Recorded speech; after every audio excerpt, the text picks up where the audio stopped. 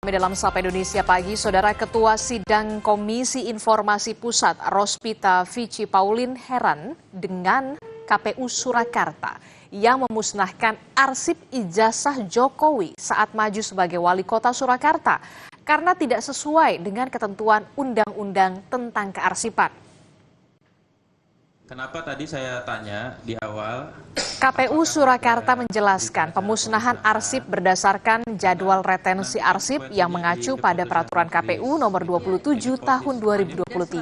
Sementara Jokowi maju sebagai calon wali kota Surakarta pada 2005 dan 2009. Sidang sengketa ijazah Jokowi oleh KIP merupakan bagian dari upaya pihak penggugat yang menamakan diri mereka Bon Jovi atau bongkar ijazah Jokowi untuk membuktikan ada tidaknya ijazah asli Jokowi yang dipakai dalam kontestasi pilkada dan juga pilpres.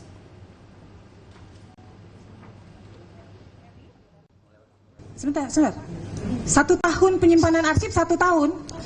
Yakin? Beda-beda, ya buku agenda kan tuh agenda. Kan harusnya mengacu ke undang-undang kearsipan ya, itu minimal 5 tahun loh, minimal. Masa sih 1 tahun arsip dimusnahkan? PKPU nomor berapa coba yang menyatakan dimusnahkan? Tahun 2023. Jadi ada arsip yang bersifat musnah dan tetap. Nah ini termasuk agenda surat itu termasuk yang musnah. 1 tahun aktif, 2 tahun inaktif. Ini saya bingung nih, 1 tahun nggak ada loh. Saya nggak tahu arsip mana yang 1 tahun kemudian dimusnahkan. Itu 1 tahun aktif, 2 tahun inaktif. 1 tahun aktif, 2 tahun inaktif. Berarti tahunnya berapa? 3 tahun. Ya 3 tahun. Masa retensi penyimpanan arsip tuh nggak ada yang di bawah 3 tahun, nggak ada yang di bawah 5 tahun. Ketua Komisi Percepatan Reformasi Polri Jimli Asyidiki memberikan penjelasan soal Refli Harun dan Roy Suryo CS yang walk out dari ruang audiensi. Jimli mengatakan audiensi adalah permintaan Refli Harun. Namun sebelum pertemuan, Jimli sudah menegaskan tim reformasi Polri tidak bisa menggelar dialog dengan Roy Suryo CS karena statusnya sudah tersangka. Jimli sempat menawarkan audiensi bisa berjalan dengan Refli, asalkan Roy Suryo CS tidak terlibat diskusi. Namun usul itu ditolak Refli. Jimli mengatakan secara etika tidak dibenarkan tim reformasi Polri bertemu dengan tersangka. Kesimpulannya sebaiknya kita tidak menerima yang statusnya tersangka. Begitu, supaya apa? Supaya kita fair. Ini adalah lembaga resmi bertemu di PTIK, di belakang juga ada reskrim, duduk tadi ikut menjadi peserta. Lalu kemudian kita harus menghargai, menghormati proses hukum yang sudah jalan. Belum terbukti dia salah, tapi kita juga harus memegang etika. Roy Suryo dan sejumlah tersangka kembali diperiksa polisi dalam kasus tuduhan ijazah palsu Jokowi. Pemeriksaan yang dijadwalkan hari ini, saudara, adalah pemeriksaan kedua terhadap Roy Suryo dan tersangka lain di Polda Metro Jaya. Selain Roy, polisi menetapkan ada Resmond Sianipar dan Tifauzia Tiasuma dalam kasus tuduhan ijazah palsu Joko Widodo.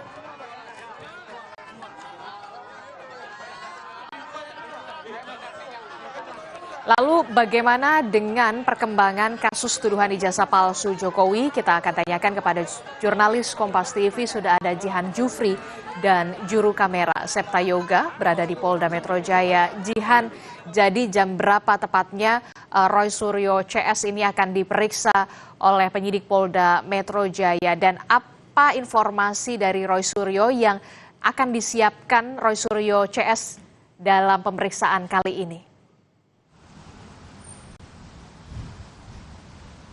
Ya, Disti dan juga saudara, ini perlu dikonfirmasi bahwa tadi kami sempat bertanya secara langsung terhadap tim kuasa hukum dari Roy Suryo, yakni Ahmad Khozinuddin, bahwa pihaknya ini baru saja menyatakan sekitar pukul 9 tadi tidak ada pemeriksaan yang dilakukan terhadap Roy Suryo ataupun Dr. Tifa maupun Resmond Sianipar pada hari ini. Namun memang siang nanti sekitar pukul 11 siang nanti ini akan dilakukan konferensi pers oleh tim kuasa hukum daripada Roy Suryo dan kedua orang lainnya yang tadi sempat saya sebutkan.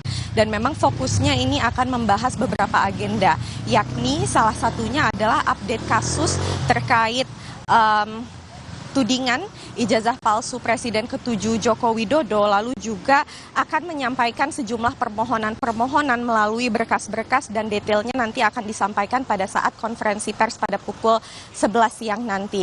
Nah, permohonannya terkait apa? Memang tadi dari kuasa hukum sempat menyampaikan yakni permohonan terkait saksi dan juga ahli yang dapat meringankan daripada Roy Suryo beserta dua orang lainnya yang telah ditetapkan sebagai tersangka 7 November lalu.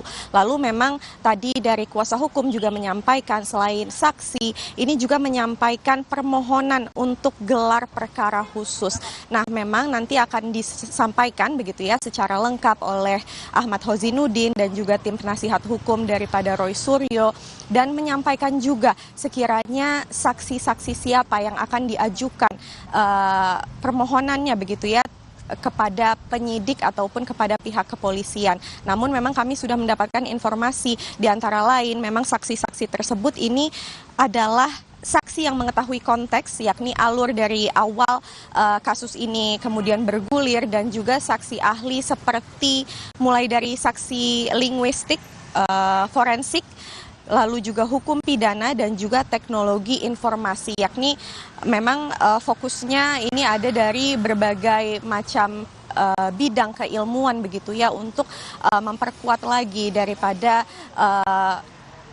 informasi-informasi yang akan disampaikan dan juga memperkuat daripada tudingan yang kemudian dikatakan ini oleh Roy Suryo, dan untuk memperkuat kemudian hal-hal yang akan disampaikan kepada pihak penyidik. Daripada saksi-saksi tersebut, ini memang informasinya yang diajukan mulai dari Aceng Fahrullah, yakni dari Universitas Pendidikan Indonesia sebagai ahli bahasa, lalu juga ada Ganjar Laksmana sebagai ahli pidana dari Universitas Indonesia, hingga Henry Subiakto dari Universitas Airlangga sebagai ahli teknologi informasi.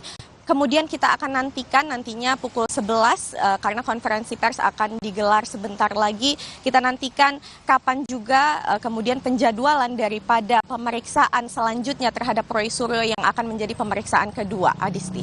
Oke, jadi kami akan konfirmasi kembali tidak ada pemeriksaan terhadap Roy Suryo CS sebagai tersangka hari ini, hanya ada pengajuan permohonan soal gelar perkara khusus dan juga nama-nama ahli serta saksi yang meringankan dari tersangka Roy Suryo CS. Konferensi pers akan digelar pada pukul 11 siang nanti. Terima kasih informasinya jurnalis Kompas TV Jihan Jufri dan juga juru kamera Septa Yoga melaporkan langsung dari Polda Metro Jaya.